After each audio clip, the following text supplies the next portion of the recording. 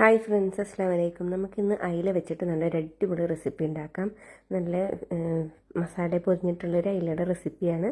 അപ്പോൾ നമുക്ക് അയില ക്ലീൻ ആക്കി വെച്ചിട്ടുണ്ട്. ആദ്യം തന്നെ 2 തക്കാളി നമുക്കൊന്ന് അടിച്ചു വെക്കാം. വേവിക്കൊന്നും വേണ്ട, ജസ്റ്റ് വെറുതെ ഒന്ന് അടിച്ചു വെച്ചതാണ്. പിന്നെ ഒരു മൺചട്ടി വെച്ചിട്ട് നമുക്കതിലേക്ക് കുറച്ച് വെളിച്ചെണ്ണ ഒഴിച്ചു കൊടുക്കാം. ആവശ്യത്തിന് കടുക് ഇട്ട് കൊടുക്കാം. 1 ടീസ്പൂൺ കടുക് ഇട്ട് കൊടുക്കാം. പിന്നെ അത്ര തന്നെ ഉലുവ ആഡ് ചെയ്ത് കൊടുക്കാം. അതൊക്കെ പൊട്ടി വരുമ്പോൾ നമുക്കതിലേക്ക് നല്ലപോലെ ഒന്ന് പൊട്ടി വരണം. പൊട്ടി വന്നതിന് ശേഷമാണ് ബാക്കി ഐറ്റംസുകളൊക്കെ ചേർത്ത് കൊടുക്കുന്നത്. വെളുത്തുള്ളി ചെറിയ വെളുത്തുള്ളി ഞാൻ കട്ട് ചെയ്തിട്ടില്ല, അങ്ങനെ തന്നെ ഇട്ട് കൊടുക്കുകയാണ്.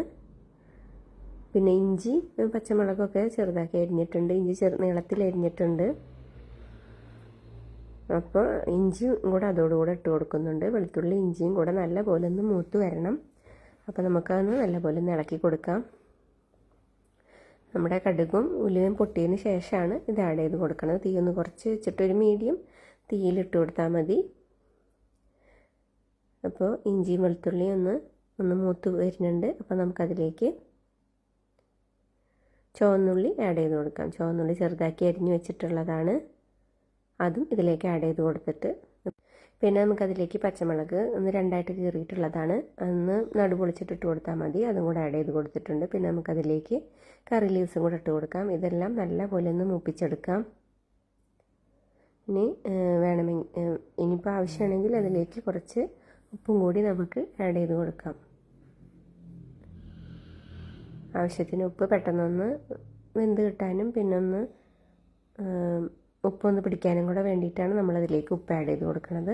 അതും കൂടി ചേർത്ത് നമുക്ക് നന്നായി ഒന്ന് വഴറ്റിയെടുക്കാം. അധികം ചേരുവകളൊന്നുമില്ല, എന്നാലും വളരെ പെട്ടെന്ന് ഉണ്ടാക്കാൻ പറ്റുന്ന നല്ലൊരു ഈസി ആയിട്ടുള്ള റെസിപ്പി തന്നെയാണിത്. പിന്നെ നമുക്കതിലേക്ക് ആവശ്യത്തിന് മുളക് പൊടി ആഡ് ചെയ്ത് കൊടുക്കാം. ഏകദേശം ഒരു ടേബിൾ സ്പൂൺ മുളക് പൊടി ആഡ് ചെയ്ത് കൊടുക്കാം. കുറച്ച് മഞ്ഞൾപ്പൊടി ഇട്ട് കൊടുത്തിട്ടുണ്ട്. അതും കൂടി ചേർത്ത് നമുക്കൊന്ന് വഴറ്റി കൊടുക്കാം. കുറച്ച് കുരുമുളക് പൊടിയും കൂടെ ആഡ് ചെയ്ത് കൊടുക്കുന്നുണ്ട്. ഒരു 3/4 ടീസ്പൂണോളം കുരുമുളക് പൊടിയും കൂടെ ആഡ് ചെയ്ത് കൊടുക്കുന്നുണ്ട്. അപ്പോൾ നമുക്കതിനനുസരിച്ചിട്ട് മുളക് പൊടി ആഡ് ചെയ്ത് കൊടുത്താൽ മതി. എന്നാലും 1 ടേബിൾ സ്പൂൺ മുളക് പൊടി, കുറച്ച് മഞ്ഞൾപ്പൊടി, പിന്നെ എരിവ് വേണ്ടവർക്ക് കൂടുതൽ ഇട്ട് കൊടുക്കാം കേട്ടോ. പിന്നെ ഒരു 3/4 ടീസ്പൂൺ അളവിൽ കുരുമുളക് പൊടിയും കൂടെ ആഡ് ചെയ്ത് കൊടുത്തിട്ടുണ്ട്. അതെല്ലാം നല്ലപോലെ ഒന്ന് മൂത്ത് വരുമ്പോൾ നമുക്ക് നമ്മുടെ നേരത്തെ അടിച്ചു വെച്ചിട്ടുള്ള തക്കാളി അതും കൂടെ ഇതിലേക്ക് ആഡ് ചെയ്ത് കൊടുക്കാം.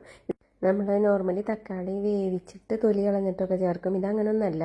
നമ്മൾ ഫിഷ് കറിയൊക്കെ മുളകിടുകയൊക്കെ ചെയ്യില്ല. അപ്പോൾ അതിലേക്ക് നമ്മൾ തക്കാളിയൊക്കെ ചേർക്കണ മാതിരി ജസ്റ്റ് തക്കാളി മുളക് പൊടിയൊക്കെ ഇട്ടിട്ട് ഞങ്ങൾ അടിച്ചിട്ട് അങ്ങനെയാണ് മുളക് കറി വെക്കാറ്.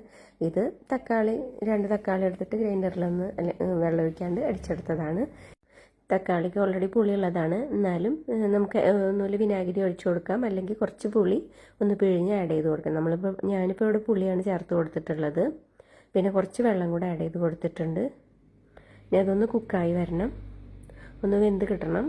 പിന്നെ കുറച്ച് വെള്ളം അതിലേക്ക് ആവശ്യമാണ്. നമ്മുടെ ഫിഷ് ഒന്ന് കുക്കാവണമെങ്കിൽ കുറച്ച് വെള്ളം വേണമല്ലോ.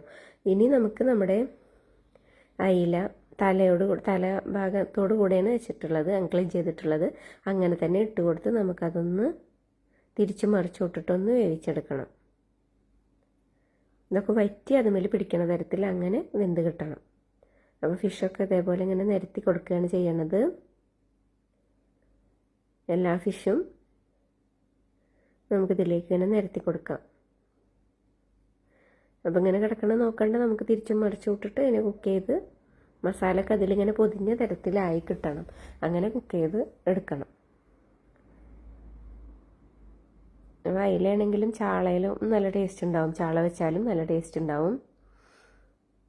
അപ്പോൾ ഒന്ന് അടച്ചു വെച്ചിട്ട് നമുക്കൊന്ന് വേവിച്ചെടുക്കാം. ഒന്ന് വെന്ത് വരുമ്പോൾ നമുക്കൊന്ന് തിരിച്ചിട്ട് കൊടുത്തിട്ട് കണ്ടോ, ഒരു ഭാഗം കായ് വന്നിട്ടുണ്ട്. ഇനി നമുക്കിതിനൊന്ന് മറിച്ചിട്ട് കൊടുത്തിട്ട് ആ ഭാഗം ഒന്ന് കുക്കായി കിട്ടണം. പിന്നെ ഓൾറെഡി നല്ല വെള്ളത്തിൽ തന്നെ ആയതുകൊണ്ട് 2 ഭാഗമാവും. എന്നാലും ഒന്ന് ഒരു മുരിച്ചിലൊക്കെ കിട്ടണമെങ്കിൽ ഒന്നും കൂടെ മറിച്ചിട്ട് കൊടുത്തിട്ട് നമുക്ക് ഒന്നായി കിടക്കുക. ഒന്ന് നല്ലപോലെ ഒന്ന് വറ്റി വന്നിട്ടുണ്ട്. പിന്നെ ഫുള്ളായിട്ട് വറ്റിച്ചെടുക്കണില്ല. നമുക്ക് വല്ല ചപ്പാത്തിക്കൊക്കെ കൂട്ടണമെങ്കിൽ ഒരു തരി ഗ്രേവി വേണമല്ലോ. ചോറിലേക്കാണെങ്കിലും കുറച്ച് ഗ്രേവി വേണം. ഇതിപ്പോൾ ഒരുവിധം കുക്കായി വന്നിട്ടുണ്ട്. വറ്റി മസാലയൊക്കെ അതിലിങ്ങനെ ഒരു പൊതിഞ്ഞ തരത്തിൽ. ഇനി ഓഫാക്കി വെച്ചാലും ഒന്ന് ചൂടാറിയാൽ വീണ്ടും ഒന്നും കൂടെ അത് ഒന്ന് തിക്കായി വരും. അപ്പോൾ അതുകൊണ്ട് നമ്മൾ ഈ ഒരു പരുവത്തിൽ നമുക്ക് ഓഫാക്കി കൊടുക്കാം. പിന്നെ നമ്മളതിലേക്ക് കുറച്ച് പച്ച വെളിച്ചെണ്ണ കൂടെ ആഡ് ചെയ്ത് കൊടുത്തിട്ടുണ്ട്. കുറച്ച് ഫ്രഷ് കറി ലീവ്സ്, അത് പിന്നെ ഒരു ഭംഗിക്ക് വേണ്ടിയിട്ട് ഇട്ട് കൊടുത്തിട്ടുള്ളതാണ്. ഇത്രയുള്ള സംഭവം. നല്ല മസാലയൊക്കെ പൊതിഞ്ഞ് നല്ല അടിപൊളി അയില വറ്റിച്ച് വെച്ചതെന്ന് പറയാം. ഇനി ഇതിങ്ങനെ ഒന്ന് ഓഫാക്കിയിട്ടൊരു 10 മിനിറ്റ് കണ്ട 10 മിനിറ്റ് കൂടെ ഇരുന്നപ്പോൾ നല്ലപോലെ കുക്കായി വന്നിട്ടുണ്ട്. ഉള്ളൊക്കെ നല്ലപോലെ വെന്ത് കിട്ടിയിട്ടുണ്ട്. നല്ല ടേസ്റ്റി ആയിട്ടുള്ളൊരു സംഭവം തന്നെയാണ്. നമുക്ക് ചപ്പാത്തിക്കാണെങ്കിലും ചോറിലേക്കാണെങ്കിലും നല്ല ടേസ്റ്റാണ്. ചുമ്മാ കഴിക്കാനും നല്ല ടേസ്റ്റ് ഉണ്ട് കേട്ടോ. അപ്പോൾ ഇത് വെറുതെ കഴിക്കാനും നല്ല ടേസ്റ്റ് തന്നെയാണ്. എന്നാലും നമുക്കിത് ചപ്പാത്തി, ചോറ് അങ്ങനത്തെ ഐറ്റംസിൽക്കൊക്കെയാണ് ടേസ്റ്റ് ആയിരിക്കുക. അപ്പോൾ എല്ലാവരും ഒന്ന് ട്രൈ ചെയ്ത് നോക്കുക. നല്ല അടിപൊളി റെസിപ്പി തന്നെയാണിത്.